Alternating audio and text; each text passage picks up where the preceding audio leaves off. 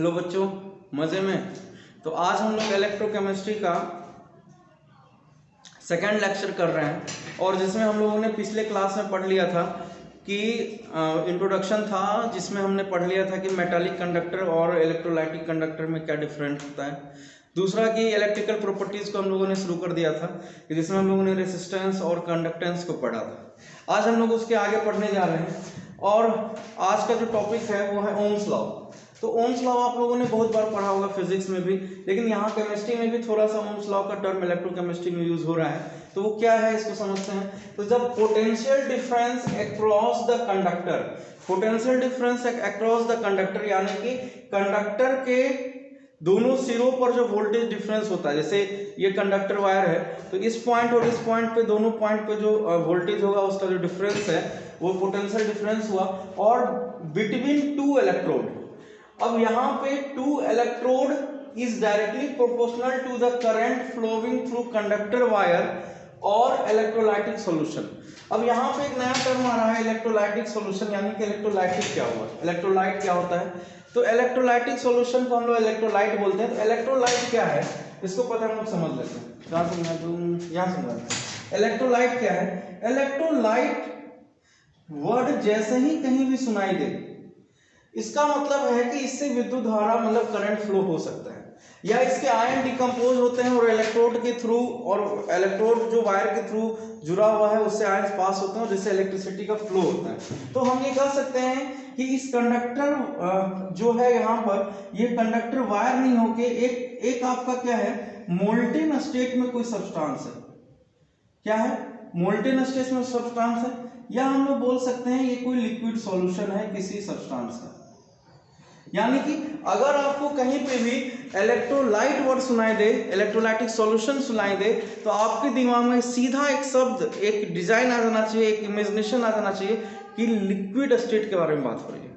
मतलब liquid state है किसी सब्सटेंस का जिससे करंट का फ्लो हो रहा है, हम लोग उसके बारे में बात कर रहे हैं। जैसे आपको कहा जाए ट्रेन, तो आपको समझ में आ जाता है अरे इतना बड़ा डब्बा। जैसे कहा जाए आपको मोबाइल, तो समझ में आता है मोबाइल जिसमें टिकटॉक चलाया जाता है। जनरली आप लोग उसी ठीक है, तो सब पढ़ भी लेते हो, तो हम कोशिश कर रहे हैं पढ़ाने का ही। तो मतलब क्या हुआ कि जैसे ही इन सब शब्द आपके दिमाग को कैच करता है, तुरंत एक डिजाइन बनाता है, एक इमेजिनेशन करता है कि अच्छा ये चीजें। उसी प्रकार से आज के बाद पूरे इलेक्ट्रोकेमिस्ट्री चैप्टर में जब भी वर्ड यूज हो इलेक्ट्रोलाइट, तो आपके दिमाग में तुरंत एक सीन क्रिएट हो जाना चाहिए कि अच्छा कोई लिक्विड स्टेट वाला कोई सब्सटेंस होगा। ठीक है, मतलब वो कोई लिक्विड स्टेट का होगा सब्सटेंस जिससे करंट का फ्लो हो रहा है। ठीक है, क्लियर हो गया। चलिए मैं इसको मिटा देना। अब आगे देखते हैं, इसमें आते हैं फिर से टॉपिक पर। मतलब क्या हुआ कि अगर मैं किसी कंडक्टर वायर को लूं और अगर उसका लेंथ L है और ये है क्रॉस सेक्शनल एरिया, मतलब उसकी मोटाई कितनी है उसको हम A से डिनोट कर रहे हैं, और इन दोनों पॉइंट पे, एंड और लास्ट पॉइंट पे एक वोल्टेज जनरेट हो रहा है जिसको हम लोग बोलते हैं V, यानी कि पोटेंशियल डिफरेंस, और इससे करंट फ्लो हो रहा है I। ठीक है, उसी प्रकार से सेम मैंने यहाँ पे कंडक्टर सब्सटेंस बदल दिया है। पहले कंडक्टर वायर था, अब यहाँ पे इलेक्ट्रोलाइट आ गया है।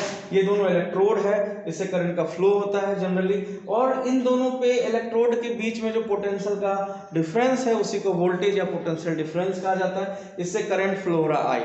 तो इन दोनों पे ही ओम्स लॉ काम करता है। हम लोग इसको पहले से जान रहे थे, इसको अभी समझ रहे हैं। तो क्या हुआ कि अकॉर्डिंग टू लॉ, तो लॉ मेरा क्या कह रहा है कि पोटेंशियल डिफरेंस जो जनरेट हो रहा है दोनों सिरों पर, दोनों पॉइंट पर, या दोनों इलेक्ट्रोड के बीच में जो पोटेंशियल डिफरेंस क्रिएट हो रहा है, बन रहा है, वो डायरेक्टली प्रोपोर्शनल होता है जो उसमें करंट फ्लो हो रहा है। या तो वो इलेक्ट्रोलाइट के थ्रू फ्लो हो, या तो वो किसी कंडक्टर वायर के थ्रू फ्लो हो। तो इलेक्ट्रोलाइट के करंट फ्लो हो या कंडक्टर वायर के करंट फ्लो हो, ओम्स लॉ के अनुसार जो पोटेंशियल डिफरेंस क्रिएट होगा वो क्या होगा, डायरेक्टली प्रोपोर्शनल होता है। तो V बराबर, हम प्रोपोर्शनल साइन को हटाने के लिए कोई कांस्टेंट लगाते हैं, तो मैंने R लगाया। तो इस R को ही रेसिस्टेंस कहा जाता है, जिसकी यूनिट आप लोगों को पता है ओम होती है, कल की क्लास में अच्छे से पढ़ लिया। तो यानी कि रेसिस्टेंस, रेसिस्टेंस करने का मतलब हुआ कि एक निश्चित वैल्यू, मतलब किसी भी कंडक्टर की, जैसे आप कॉपर ले लें, जिंक ले लें, लोहा ले लें, या फिर एल्युमिनियम ले लें, तो इन सबों की जो रेसिस्टेंस वैल्यू है वो निश्चित है, इसलिए ये कांस्टेंट है, लेकिन चेंज है। सभी एलिमेंट के, सभी कंडक्टर के लिए अलग अलग है। तो यहाँ पर V क्या है, वोल्टेज है जिसकी यूनिट होती है वोल्ट, V से डिनोट करते हैं, और I क्या है, करंट, जिसकी यूनिट होती है एम्पेयर, जिसको किससे डिनोट करते हैं, A से डिनोट करते हैं। ठीक है, यहाँ तक किसी को प्रॉब्लम है? चलिए अब हम लोग आगे इसी में आते हैं कि अगला पॉइंट है हम लोगों का, तो ओम्स लॉ अगर मैं एक लाइन में बोलूँ तो क्या है कि voltage different directly proportional to current. ठीक है, और इसी से रेजिस्टेंस का मैथमेटिकल फॉर्मूला कल हम लोगों ने निकाला था, R बराबर V/I, मतलब ratio of voltage and current is also known as resistance. ठीक है, अगला हम लोग पॉइंट लेते हैं रेसिस्टिविटी। रेसिस्टिविटी या इसको कहा जाता है स्पेसिफिक रेसिस्टेंस।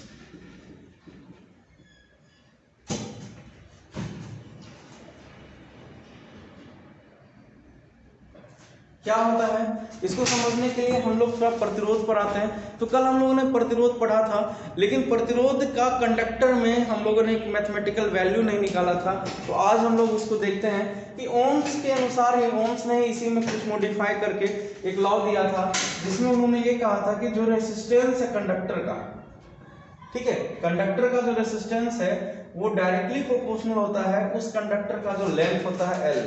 ठीक है, जो कंडक्टर में लेंथ है कंडक्टर का L, उसके क्या है, डायरेक्टली प्रोपोर्शनल है, और जो उसका क्रॉस सेक्शनल एरिया होता है उसके इनवर्सली प्रोपोर्शनल होता है। मतलब क्या हो गया, L क्या है आपका, लेंथ ऑफ कंडक्टर, और A क्या है, cross sectional area of conductor wire. मतलब क्या हुआ, मैं डायग्राम बना दे रहा हूं, तो अगर ये कंडक्टर वायर है और इसका ये लेंथ है L, और ये जो इसकी मोटाई होती है इसी को डिनोट किया था A से, इसी को कहा जाता है cross sectional area, cross sectional area. ठीक है, और जिसकी यूनिट होती है सेंटीमीटर स्क्वायर, क्योंकि एरिया की यूनिट होती है सेंटीमीटर स्क्वायर। ठीक है, और लेंथ ऑफ कंडक्टर वायर, ये जितना लंबा है इसी को बोलते हैं लेंथ ऑफ कंडक्टर वायर, और इसमें जो रेसिस्टेंस है उसको हम लोग डिनोट करते हैं R से। ठीक है, तो ये समझ में आ गया कि रेसिस्टेंस ऑफ कंडक्टर वायर जो है वो डायरेक्टली प्रोपोर्शनल होता है L के, यानी कि लेंथ ऑफ वायर के, और वो जितना मोटा होगा, जितनी उसकी क्रॉस सेक्शनल एरिया होगी, उसके इनवर्सली प्रोपोर्शनल होता है। ठीक है, तो हम लोग दोनों लॉ को मिलाते हैं, तो R inversely directly proportional to L/A हम लोग लिख सकते हैं। यहां तक कोई दिक्कत? तो R के प्रोपोर्शनल साइन को हटाने के लिए हम एक कांस्टेंट लगाएंगे जिसको बोलते हैं रो। इस कांस्टेंट का नाम है रो। ठीक है, और इसी रो को कहा जाता है रेसिस्टिविटी। रेसिस्टिविटी या स्पेसिफिक रेसिस्टेंस, या स्पेसिफिक रेसिस्टेंस का। ठीक है, यानी कि क्या हुआ कि जो रेसिस्टिविटी है वो क्या है, एक कांस्टेंट है। किसका कांस्टेंट है, उस कंडक्टर वायर का। तो अगर हमें इसका डिफिनेशन देना रहे तो हम ये डिफिनेशन दे सकते हैं कि resistance of 1 centimetre length of conductor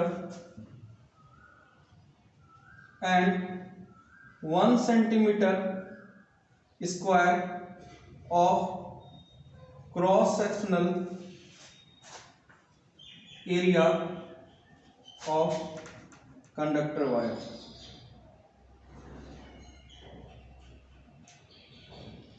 मतलब resistance of 1 centimetre, resistance of 1 centimetre length of conductor and 1 centimetre 1 centimetre cross sectional area of conductor wire. मतलब क्या हुआ कि किसी भी 1 सेंटीमीटर लेंथ वाले कंडक्टर का जिसका cross sectional area 1 centimetre square हो, उसका जो रेसिस्टेंस का वैल्यू होता है उसी को हम लोग बोलते हैं स्पेसिफिक रेसिस्टेंस। स्पेसिफिक रेजिस्टेंस क्या हुआ कि 1 सेंटीमीटर स्क्वायर वाले, 1 सेंटीमीटर क्रॉस सेक्शनल स्क्वायर वाले और 1 सेंटीमीटर लेंथ वाले किसी कंडक्टर का जो रेजिस्टेंस होता है उसको कहते हैं हम लोग रेसिस्टिविटी या specific resistance, is called resistivity. ठीक है, तो हम लोग इसके लिए भी अगर हम लोग कंडक्टर वायर के बदले अगर हम लोग इलेक्ट्रोलाइट यूज करते हैं, ठीक है, तो कंसेप्चुअली हम लोग इसका भी डेफिनेशन दे सकते हैं कि 1 सेंटीमीटर डिस्टेंस पे रखे इलेक्ट्रोड, अपार्ट इलेक्ट्रोड, ठीक है, ये जो डिस्टेंस है वो कितना होना चाहिए 1 सेंटीमीटर, और ये जो इसका क्रॉस सेक्शनल एरिया है इलेक्ट्रोड का वो होना चाहिए 1 सेंटीमीटर स्क्वायर, और तब जो यहाँ पे रेसिस्टेंस जनरेट होता है उस रेसिस्टेंस को हम लोग बोलते हैं स्पेसिफिक रेसिस्टेंस। यानी कि किसी इलेक्ट्रोलाइटिक सॉल्यूशन में जो इलेक्ट्रोड डुबाया गया है, रखा हुआ है, उसके दोनों के बीच का डिस्टेंस कितना होना चाहिए, ये जैसे मान लीजिए ये एक इलेक्ट्रोड ये दोनों के बीच का डिस्टेंस कितना होना चाहिए 1 सेंटीमीटर, और जो इसकी मोटाई होनी चाहिए इलेक्ट्रोड की वो कितनी होनी चाहिए 1 सेंटीमीटर स्क्वायर, और जो उस स्थिति में उस कंडीशन में जो उसका रेजिस्टेंस का वैल्यू होगा उसी को हम लोग बोलेंगे स्पेसिफिक रेजिस्टेंस। ठीक है, गर्मी काफी ज्यादा है, ठीक है, तो हम लोग इसके आगे बढ़ते हैं। आगे है स्पेसिफिक कंडक्टेंस, ठीक है, इसी का जस्ट उल्टा होता है, उल्टा टर्म है। अच्छा एक मिनट और, इसमें हम लोग यूनिट की बात कर लें तो इसका यूनिट क्या होगा, रो को डिनोट किया, रो किसका डिनोटेशन हो गया रेसिस्टिविटी और स्पेसिफिक रेजिस्टेंस का। अगर मैं इसकी यूनिट की बात करूं, अगर मैं इसकी यूनिट की बात करता हूं तो इसका यूनिट क्या होगा, यूनिट ऑफ रो, ठीक है, तो यूनिट ऑफ रो हम लोग कैसे निकालेंगे, तो फॉर्मूला पता है, रो बराबर क्या हो जाएगा R into A by L, ये यहां से रो को निकालेंगे तो R से ये मल्टीप्लाई हो जाएगा R into A by L. R का यूनिट होता है ओम, इंटू एरिया का यूनिट होता है सेंटीमीटर स्क्वायर, और सबको पता है लेंथ का यूनिट क्या होता है सेंटीमीटर। ठीक है, मैं यहां पे थोड़ा अच्छे से लिख दे रहा हूं, ohm into centimetre square by centimetre, A हो गया सेंटीमीटर का यूनिट और एल हो गया, एल का यूनिट हो गया सेंटीमीटर। ठीक है, तो अगर मैं इसको करूं तो ओम into centimetre bye centimetre, centimetre cut गया तो इसका यूनिट आ गया ओम सेंटीमीटर। तो रो की यूनिट क्या हो जाएगी ओम सेंटीमीटर। याद रखना आपको कि रेसिस्टिविटी को किससे डिनोट करते हैं रो से, और इसकी यूनिट क्या होती है ओम सेंटीमीटर। टॉपिक हम लोग स्टार्ट करते हैं स्पेसिफिक कंडक्टिविटी और कंडक्टिविटी। ठीक है, तो सबसे पहले इसको हम लोग पढ़ेंगे, तो इसमें सबसे पहले देखते हैं हम लोग इसको डिनोट किससे करते हैं, तो इसको डिनोटेड बाय कप्पा, कप्पा नहीं कप्पा, इसको कप्पा से डिनोट करते हैं। ठीक है, के के ऊपर एक टोपी, इसको हम लोग किससे डिनोट करते हैं कप्पा से। मैथमेटिकल फॉर्म है इसका रेसिप्रोकल ऑफ रेसिस्टिविटी, यानी कि कप्पा बराबर क्या हो जाएगा 1 बाय रो। ठीक है, और हम लोगों को पता है कि चूंकि R बराबर क्या होता है रो L बाय ए, इसलिए रो बराबर क्या हो जाएगा R into A by L. ठीक है, अब ये जो रो की वैल्यू आई है उसको हम लोग यहाँ क्या करते हैं डाल देते हैं, तो कप्पा बराबर क्या हो जाएगा 1 by R into A by L. ठीक है, क्या हो जाएगा 1 by R into A by L. इसको हम लोग सेपरेट करते हैं, ये हो गया 1 by R into L by A. ठीक है, तो इसमें मैं थोड़ा सा यहीं पे डीप नॉलेज दे रहा हूँ आपको कि यहाँ जो 1 एल बाय ए है, इस एल बाय ए को कहा जाता है सेल कांस्टेंट, सेल कांस्टेंट। अब ये सेल कांस्टेंट क्या है इसको हम लोग समझ लेते हैं पहले, कि सेल कांस्टेंट हो गया आपका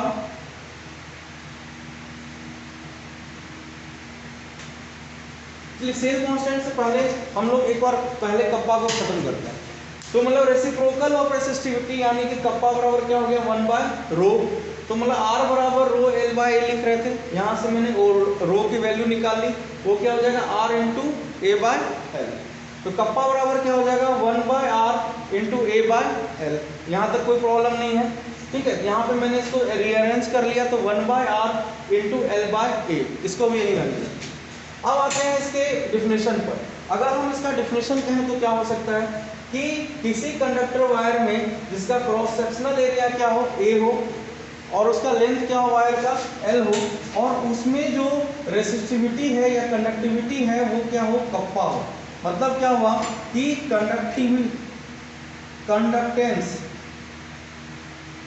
conductance of 1 centimeter length of conductor and 1 centimeter square cross sectional area of conductor wire is called conductivity। मतलब क्या हो गया, कंडक्टिविटी को ही हम लोग स्पेसिफिक कंडक्टेंस भी कहते हैं। मतलब क्या हुआ कि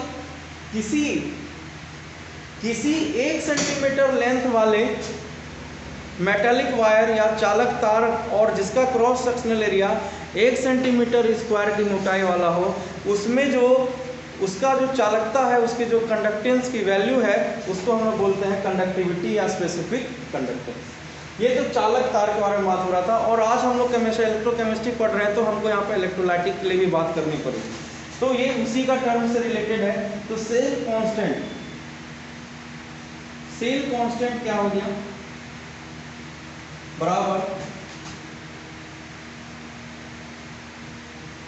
डिस्टेंस बिटवीन इलेक्ट्रोड, मतलब 2 electrode by cross sectional area of electrode. ठीक है, लिखना चाहते हैं तो लिख सकते हैं कि अगर मैं कंडक्टेंस के बारे में बात करूं 1 सेंटीमीटर लेंथ और 1 centimetre square cross sectional area वाले कंडक्टर वायर की, तो हम उसको बोलेंगे कंडक्टिविटी। लेकिन इसको भी अगर मैं बात करता हूं इलेक्ट्रोलाइटिक सॉल्यूशन या इलेक्ट्रोलाइट के अंदर करंट कैसे हम लोग उसको कंडक्टेंस को डिफाइन करेंगे, तो हमको उसके लिए पहले सेल कांस्टेंट को समझना होगा। सेल कांस्टेंट क्या है, L/A है, जिसको हम लोग डिफरेंशन है उसका कि ratio of distance between 2 electrode and cross sectional area of electrode. ठीक है, तो सेल कांस्टेंट को हम लोग डिनोट करते हैं G स्टार से। तो G स्टार बराबर हो जाता है L/A। अगर मैं इसकी यूनिट की बात करूं तो लेंथ की यूनिट होती है सेंटीमीटर बाय सेंटीमीटर स्क्वायर।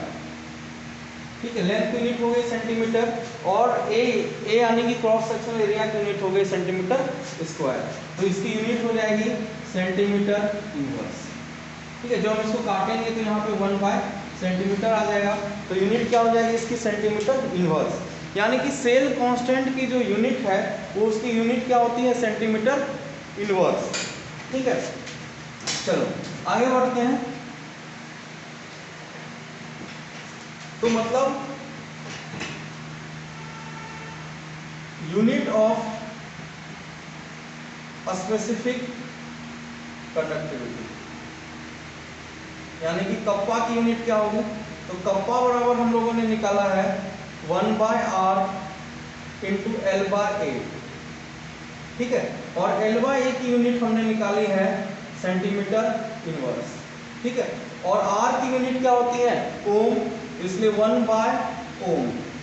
ये क्या हो जाएगा, ohm inverse into centimetre inverse. ये इसकी यूनिट हो गई और ये इसकी यूनिट हो गई। तो यहाँ पर क्या यूनिट हो गई कप्पा की, ohm inverse into centimetre inverse. हम जानते हैं सेंटीमीटर ओम इनवर्स को सीमेंस भी लिखा जाता है, इसलिए हो जाएगा सीमेंस इंटू सेंटीमीटर इनवर्स। तो कप्पा की यूनिट हो गई सीमेंस इंटू सेंटीमीटर इनवर्स। ठीक है, इसी में 1 inverse centimetre metre inverse equal to 100 ohm inverse centimetre inverse. ये कभी कभी ऑब्जेक्टिव में पूछा जाता है। तो मतलब क्या हुआ कि कप्पा बराबर क्या हो जाएगा, उसकी यूनिट क्या हो जाएगी, सीमेंस इंटू सेंटीमीटर इनवर्स। यानी कि स्पेसिफिक कंडक्टिविटी या स्पेसिफिक कंडक्टेंस या कंडक्टिविटी की यूनिट क्या हो जाएगी, सीमेंस इंटू सेंटीमीटर इनवर्स। ठीक है, यहाँ तक कोई दिक्कत है आप लोगों को? तो अगर मैं इसकी डिफिनेशन की बात करता हूँ इलेक्ट्रोलाइटिक सॉल्यूशन में, तो इसका डिफिनेशन क्या हो जाएगा,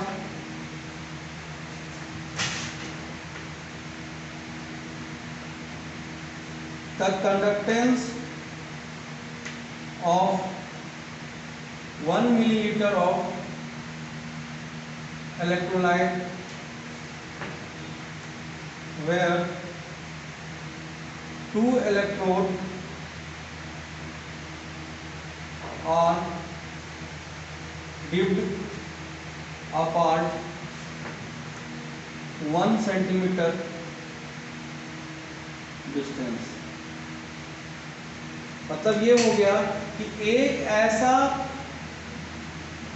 सिस्टम जिसमें इलेक्ट्रोलाइट डाला हो, कितना 1 मिलीलीटर, ठीक है, और इलेक्ट्रोड जो रखा है दोनों के जो बीच का डिस्टेंस है वो कितना हो 1 सेंटीमीटर, और इसमें जो करंट का फ्लो होता है जो उसकी वैल्यू है कंडक्टेंस की, उसी को हम लोग बोलते हैं कंडक्टिविटी या स्पेसिफिक कंडक्टेंस। मतलब क्या हुआ कि अगर मैं इलेक्ट्रोलाइट ले रहा हूँ और इलेक्ट्रोलाइट कितना ले रहा हूँ 1 मिलीलीटर इलेक्ट्रोलाइट ले रहा हूँ, और उनके बीच का जो डिस्टेंस मैंने रखा है वो रखा है मैंने कितना 1 सेंटीमीटर, और तब जो वहाँ पर जो कंडक्टेंस की वैल्यू होती है इलेक्ट्रोलाइटिक सॉल्यूशन में उसको हम लोग बोलते हैं स्पेसिफिक कंडक्टिविटी या स्पेसिफिक कंडक्टेंस या कंडक्टिविटी।